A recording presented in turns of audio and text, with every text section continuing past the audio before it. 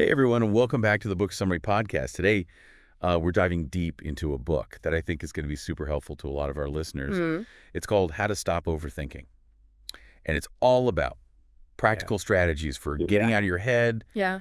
and creating a more positive mindset.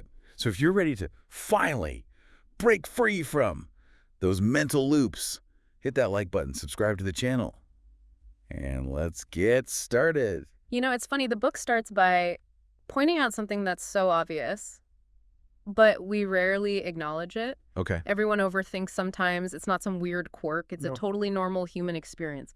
But when those thoughts start taking over and ruling your life, that's when it becomes a problem. And the book doesn't sugarcoat the impact of chronic overthinking. It can seriously mess with your sleep, your mood, your energy levels, your relationships, pretty much every area of your life. Yeah. It's like having a constant inner critic whispering doubts and fears in your ear. Exactly. The book calls out those two big overthinking patterns. Ruminating on the past and worrying about the future. Whoa. You know, replaying those awkward conversations over and over, or constantly catastrophizing about things that haven't even happened. Wow. It's exhausting. Tell me about it. I'm definitely guilty of both. Like last week, I spent an entire evening replaying a work presentation in my head, convinced I'd completely bombed it. Turns out it went just fine. But all that overthinking just stole my peace and left me feeling drained. It's so relatable. And the book dives into the reasons why our brains seem wired to focus on the negative. For some people, overthinking might be linked to anxiety disorders, like GAD or OCD. Okay. Even for those of us who don't have a clinical diagnosis, there are all sorts of factors that can contribute. Past experiences, personality traits, even just the constant stream of information we're bombarded with every day. It's like our brains are stuck in overdrive, always scanning for potential threats, Yeah. even when there's no real danger. And the book talks about how this constant state of alert triggers the fight or flight response, releasing all those stress hormones Yeah. that leave us feeling anxious, jittery, and totally exhausted. What's fascinating here is that it's not just a mental thing. It actually affects us physically. Oh. You know that feeling when you're super stressed and your heart starts pounding, your palms get sweaty, maybe even your stomach starts churning? Yeah? That's your body reacting to the perceived threat created by your overthinking mind. So it's like a vicious cycle. The more we overthink, the more stressed we get, and the harder it becomes to calm our minds. Yeah. But the good news is, the book doesn't just leave us hanging with all this doom and gloom. Right. It actually offers a ton of practical strategies for breaking free from the overthinking trap. And the author is very clear. It's not about trying to eliminate all thoughts altogether, which is pretty much impossible. Yeah. It's about learning to manage those thoughts, to change our relationship to them. Exactly. It's like learning to be the observer of your thoughts. Rather than getting swept away by them. And one of the key strategies the book highlights is the importance of challenging those negative thought patterns. Instead of just accepting those, I'm not good enough, or what if everything goes wrong thoughts as truth, we need to start questioning them. It's like becoming your own thought detective. The book encourages us to ask ourselves, is this thought really true? Is it helpful? What's the evidence to support it? And often when we start digging a little deeper, we realize that those negative thoughts are based on assumptions, fears, or past experiences that don't necessarily reflect reality. And sometimes just acknowledging the thought and labeling it as unhelpful can be enough to diffuse its power. Like, oh, there's that worry thought again. Yeah. Thanks for sharing, brain, but I'm not going to engage with you right now. I love that. It's like you're giving those negative thoughts a gentle nudge out the door. And the book offers a bunch of other practical techniques for quieting the mental noise. One that I found particularly intriguing is the idea of setting a designated worry time. Oh, yeah, the worry time. That's a great one.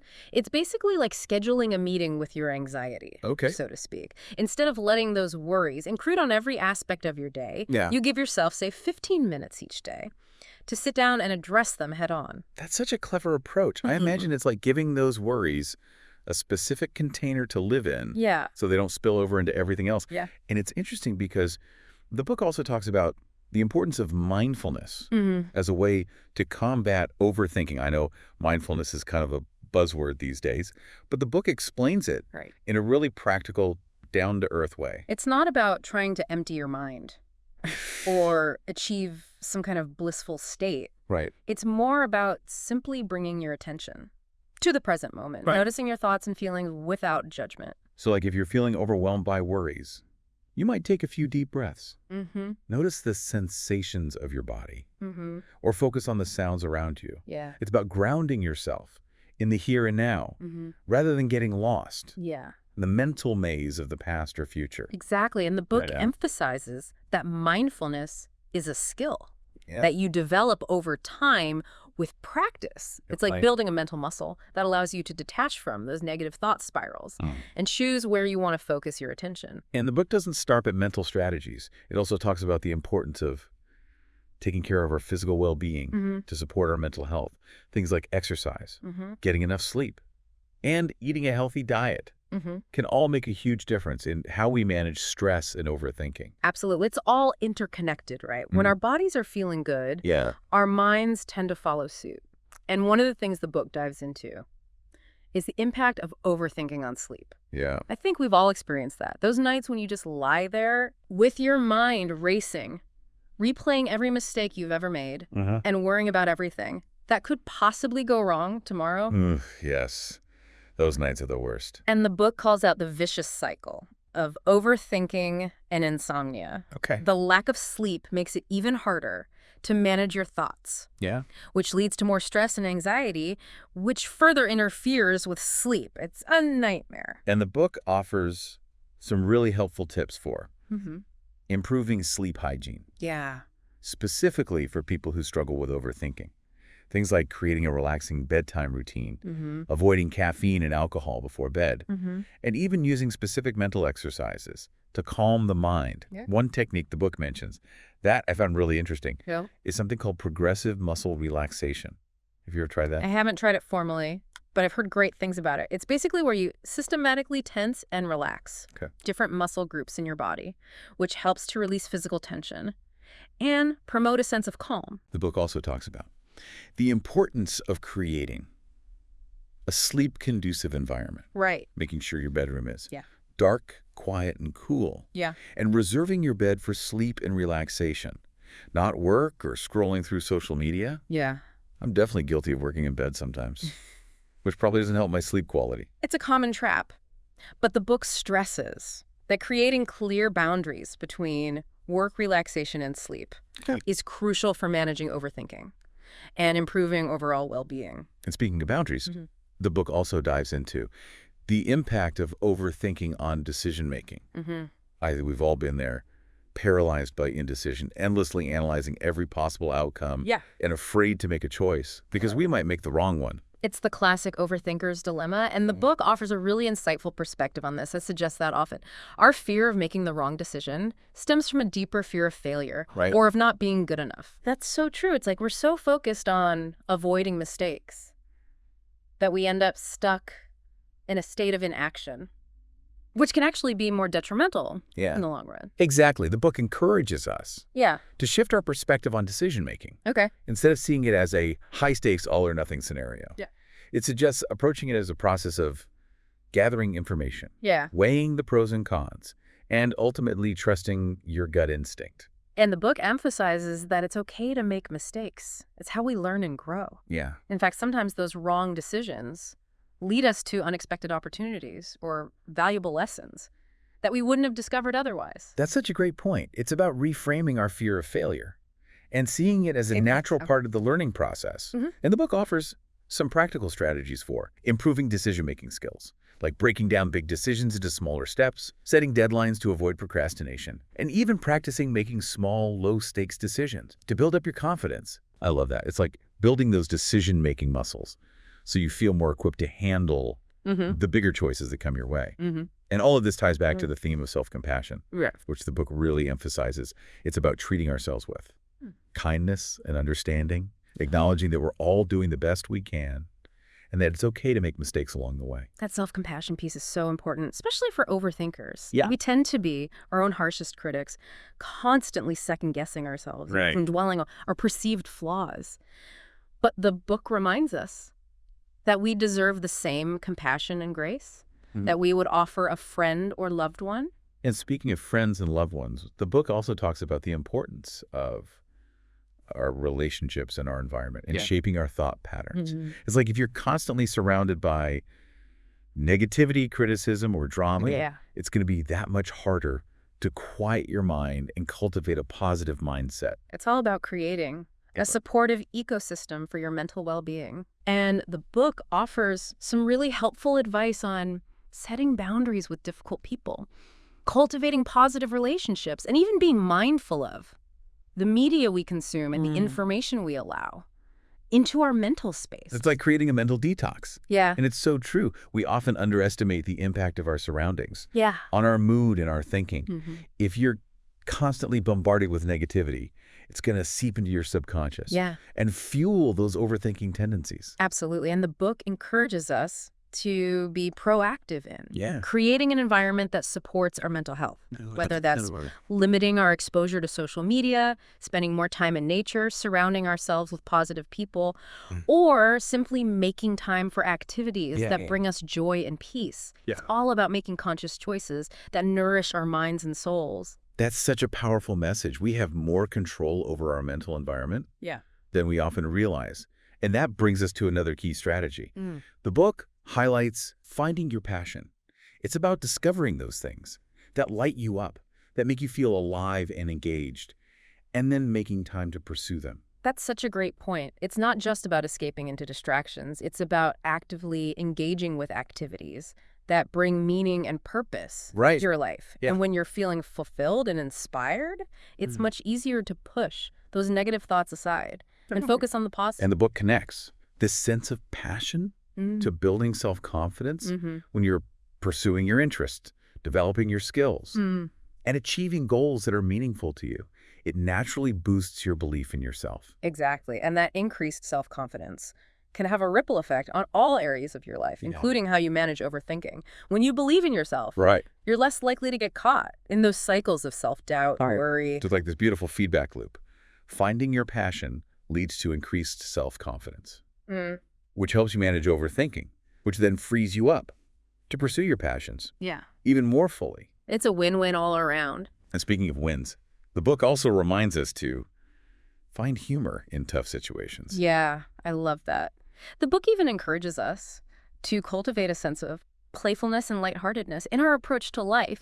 It's about not taking ourselves too seriously and remembering to have fun along the way. Because at the end of the day, life is too short to spend it stuck in our heads, agonizing over every little thing. And the book really emphasizes that learning to be present, to quiet the mental noise, is key to experiencing more joy, peace, and fulfillment in our lives. And that's ultimately what it's all about, right? Finding ways to create a more fulfilling, meaningful life, both for ourselves and for those around us. And you know, one thing that really resonated with me is this idea that we have the power to choose how we respond to those overthinking tendencies. It's not easy, but it's possible. Totally. It's like we're not just victims of our own thoughts. We actually have some agency in shaping them, and that's such an empowering message. It is. And the book offers a bunch of practical tips for how to do that, like recognizing those common thought traps we fall into, catastrophizing, mind reading, all or nothing thinking, and then consciously choosing to challenge and reframe those thoughts. Oh, yeah. Like instead of assuming the worst case scenario, asking yourself, what's a more realistic or balanced way to look at this situation? Or instead of trying to predict what other people are thinking, focusing on clear communication and asking for clarification. Exactly. It's about becoming more aware of your thought patterns and then consciously choosing to interrupt those negative spirals.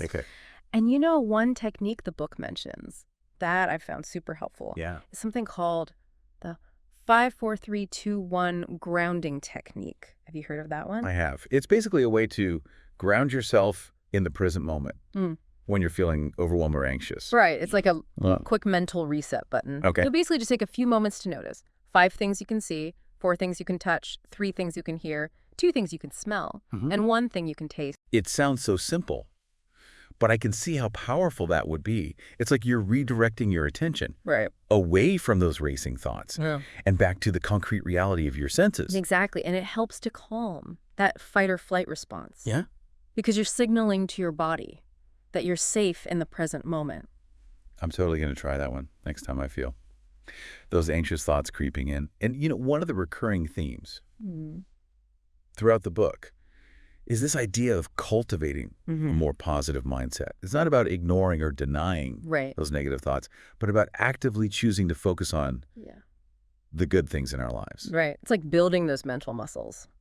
For gratitude, optimism, and resilience. All right. And the book suggests a bunch of practical ways to do that, like practicing gratitude journaling, savoring positive experiences, and even surrounding ourselves with positive people and uplifting content. Yeah. It's amazing how much our environment can impact our mood and our thinking. Yeah. If you're constantly bombarded with negativity, bound to wear you down. But if you make a conscious effort to surround yourself with positivity, it can make a huge difference in your overall outlook. Absolutely. And one of the things the book highlights is the power of affirmations. I know some people kind of roll their eyes at affirmations, but there's actually some really interesting research that shows how they can help to rewire our brains for a more positive outlook. Oh, really? I'd love to hear more about that. Yeah, it's fascinating stuff. Basically, when we repeat positive affirmations to ourselves, we're creating new neural pathways in our brains that reinforce those positive beliefs. It's like we're literally training our minds to focus on the good stuff. Wow, that's so cool. So it's not just about wishful thinking. There's an actual neurological basis for it. Exactly. And the key is to choose affirmations that really resonate with you. Okay. And to repeat them consistently, even if you don't fully believe them at first. That makes sense. It's like you're planting those positive seeds in your mind and then watering them with repetition until they start to take root. Exactly. And the book emphasizes the importance of combining affirmations with action. It's not just about thinking positive thoughts. It's about aligning your actions with those thoughts. Right. It's about walking the talk, so to speak. And, one area where overthinking can really sabotage us is in our relationships.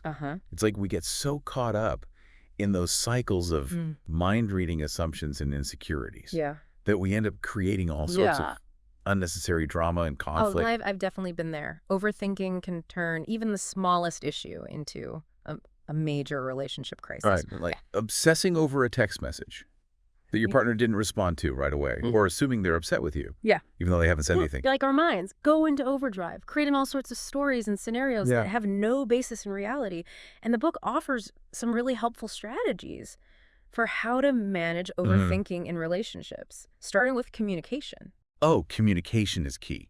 It's like instead of stewing in those anxious thoughts, actually talking to your partner about what's bothering you. Exactly. And the book emphasizes the importance of using I statements to express your feelings and needs.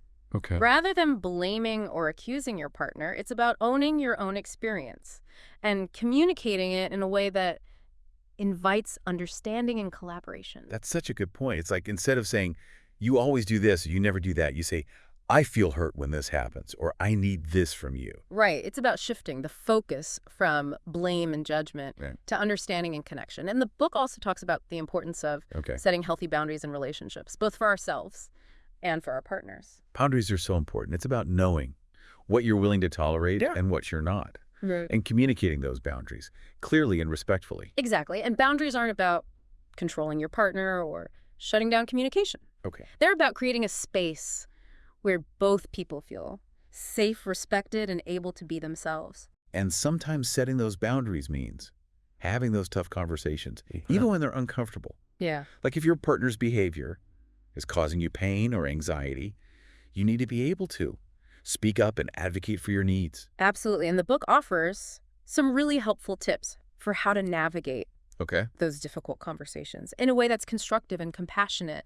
It's about finding a balance between assertiveness and empathy, standing your ground while still being mindful of your partner's feelings. That's such a great point. It's not about being right or wrong. It's about finding a solution that works for both of you. And one of the things the book highlights is the importance of recognizing your own overthinking patterns and how they might be impacting your relationships. Like sometimes we project our own insecurities and fears. Oh, for sure. Onto our partners, creating problems that don't actually exist. Like we create these elaborate stories in our heads about what our partner's thinking or feeling without any real evidence to support those stories. And the book encourages us to take a step back, and question those assumptions, to look for evidence that supports or contradicts our beliefs. I like becoming your own relationship detective. Yeah. And sometimes just bringing those assumptions to light can be enough to diffuse the situation. Yeah. Like, hey, I'm realizing I'm making a lot of assumptions about what you're thinking right now. Can we just talk about this openly? Exactly. It's about creating a space for open, honest communication where both partners feel safe to share their thoughts and feelings without judgment. And the book emphasizes that this kind of communication Yeah. takes practice, especially if you're used to those patterns of overthinking and mind reading. It's like learning a new language, right? Exactly. Language of clear, compassionate communication. And it's not just about talking. It's also about listening. Really listening to your partner, trying to understand their perspective. Yeah. Even if you don't agree with it. Exactly. It's about creating a space where both people feel heard and validated. And you know, one of the things the book highlights is the importance of seeking professional support. If you're struggling to manage overthinking on your own. Oh, absolutely. There's no shame in asking for help. Yeah. Sometimes we just need a little extra guidance and support to break those negative patterns and develop healthier coping mechanisms. And there are so many resources available, whether it's therapy coaching, support groups, or even just talking to a trusted friend or family member. That's such an important reminder. We don't have to go through this alone. And you know, one thing that really stood out to me in the book is the emphasis on self-care. It's like in order to manage overthinking and cultivate a more positive mindset, we need to prioritize. Absolutely. Our own well-being. Self-care is not selfish. It's essential. It's about taking care of you, the physical, emotional, and mental health. Yeah. So you have the energy and resilience to navigate life's challenges. And self-care looks different for everyone. It might be taking a relaxing bath, going for a walk in nature, spending time with loved ones, reading a good book, or pursuing a hobby that brings you joy. Exactly. It's about finding those activities that nourish your soul and make you feel good. And the book encourages us to be intentional about incorporating self-care into our daily routines, even if it's just for a few minutes each day. That's such a good point. It doesn't have to be a grand gesture. Yeah. Even small acts of self-care can make a big difference in our overall well-being. And you know, one thing I've learned in my own journey with overthinking is that it's an ongoing process. Right. There's no magic bullet or quick fix. It's about consistently practicing those strategies, being patient with yourself, and celebrating those small wins along the way. Absolutely. It's like building a muscle. It takes time, effort, and consistency. But the more you practice those skills, the stronger you become. And the more resilient you are in the face of life's challenges. And you know, one thing that can be really helpful is to find a community of people who understand what you're going through, whether it's a support group, an online forum, or even just a few close friends who get it. Having that sense of connection and shared experience can make a world of difference. It's like you're not alone. Yeah. In this battle against the overthinking gremlins. Exactly. And sometimes just knowing that other people are going through similar challenges can be incredibly validating and empowering. And speaking of empowerment, one of the most inspiring messages in the book is this idea that we have the power to create the life we want, even if it doesn't happen overnight. I love that. It's about taking those small steps day by day to build the habits, mindsets, and relationships that support our well-being and bring us closer to our goals. And that's ultimately what this book is all about, right? Empowering us to break free from the limitations of overthinking and create a life that is more joyful, fulfilling, and aligned with our true selves. Beautifully said. And you know, one thing the book highlights is that this journey of personal growth is not a linear path. There will be setbacks. There will be days when those overthinking gremlins seem particularly loud and persistent. Oh, for sure. It's like those pesky gremlins love to pop up when we least expect them. But the key is to not let those setbacks derail you. It's about acknowledging them, learning from them, and then getting back on track. Exactly. It's about developing that resilience, that ability to bounce back from challenges and keep moving forward. You know, one thing I've found helpful in those moments when I'm feeling overwhelmed or discouraged is to remind myself of my progress. Oh, that's such a good tip. It's like celebrating those small wins along the way, acknowledging how far you've come, even if you're not quite where you want to be yet. That's such a powerful mindset shift. It's like instead of focusing on the gap between where you are and where you want to be, you're appreciating the journey and acknowledging the steps you're taking to get there. Exactly. And one of the things the book emphasizes is the importance of self-compassion. Yeah. Throughout this process, it's about treating yourself with the same kindness and understanding you would offer a friend or loved one, especially when you make mistakes or encounter setbacks. Oh, that self-compassion piece is so crucial. It's like we tend to be so hard on ourselves. Right, especially when we're struggling with overthinking. But the book reminds us that we're all human, we all make mistakes, and that's okay. And one of the things I've learned in my own life is that self-compassion is not about letting yourself off the hook or making excuses for your behavior. It's about holding yourself accountable. Absolutely. In a kind and supportive way. It's about acknowledging your mistakes, taking responsibility for your actions, and then moving forward with a renewed sense of purpose and determination. And that's ultimately what this book is all about, right? Empowering us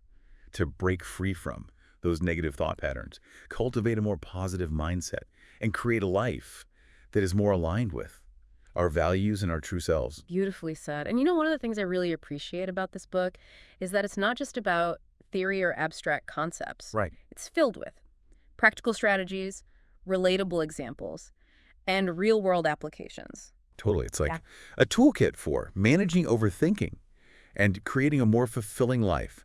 And I love that it's written in a way that's accessible and engaging, even if you're not a psychology expert. Right. It feels like you're having a conversation with a wise and compassionate friend who understands what you're going through and offers practical advice for how to navigate those challenges. And one thing that really struck me is the emphasis on the power of small changes. It's like we don't have to make radical overnight transformations to see positive results. It's about those consistent incremental changes that over time can lead to significant shifts in our thinking and our behavior. Absolutely. It's about those small daily habits that when practiced consistently can have a profound impact on our overall well-being. Like taking 5 minutes each day to practice mindfulness, setting a daily intention for positivity, or simply choosing to focus on one thing you're grateful for. Exactly. It's about those seemingly small actions that over time can create a ripple effect of positive change in our lives. And one thing I've learned in my own life is that those small changes are often the most sustainable. Oh, totally. It's like going on a crash diet versus adopting a healthy lifestyle. Those quick fixes rarely last, but those small sustainable changes are the ones that create lasting transformation. And one thing the book highlights is that this journey of personal growth is not a destination. It's an ongoing process. There will be ups and downs. There will be challenges and setbacks.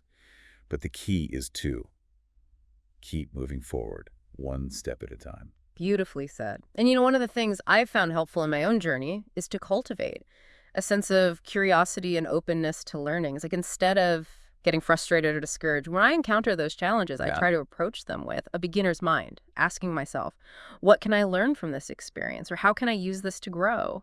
I love that. It's like reframing those challenges as opportunities for learning and growth rather than obstacles to be overcome. Exactly. And one of the things the book emphasizes is the importance of finding joy in the journey. It's not just about reaching that end goal. Right. It's about savoring those small moments of happiness, gratitude, and connection along the way. Absolutely. It's about celebrating those small wins, appreciating the beauty in the everyday, and finding moments of peace and contentment, even amidst the chaos. One thing I've learned is that joy is often found in the unexpected places, in those moments of spontaneity, connection, and gratitude that we don't always plan for. I love that. It's like sometimes the most fulfilling experiences are the ones that just happen organically. Yeah. When we're open to the possibilities. And willing to embrace the unknown. Exactly. And one of the things the book highlights is the importance of cultivating wonder and awe in our lives. It's about looking at the world with fresh eyes, appreciating the beauty and complexity of nature.